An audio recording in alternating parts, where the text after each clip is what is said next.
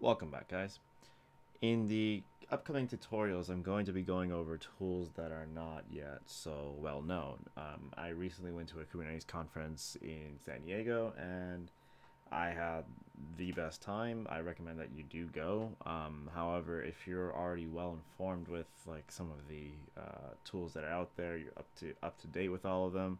It may not be for you, but it's still a good experience. You should probably at least go once. Now, shameless KubeCon plug aside, I'm going to be going over some of the tools, as I said, that are not so well known, and what they'll do to you is like if you work for a big company, you may not know some of these tools, and then they may help you keep up to date as far as what's out there. If you're in a small company, you may have more leisure or more free, restriction-free area or restriction-free environment where you can go ahead and test them out and bring them into your production environment. That being said, let's go ahead and get started.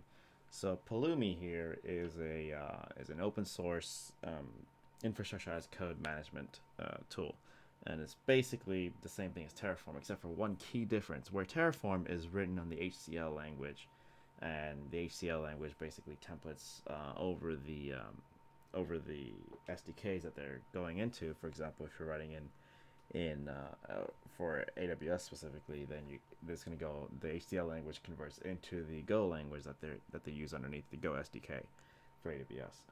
Pulumi is much the same, except for it's not a very dumbed down version of the SDK where HCL takes a template over the SDK. Pulumi is actually just some helper functions over the SDK. So if you, for example, in this little example that they show here, you're actually typing in TypeScript in this example, but you're just using their library, their helper functions, instead of going directly to the SDK. And they also provide with their Pulumi tool a state function where it keeps in track of where all your infrastructures are and if there are any changes upcoming changes, or not upcoming, sorry, if there's any drifts between what you have in the code and what's actually out there. So it sort of brings the SDK and the infrastructure state together, which is a good thing.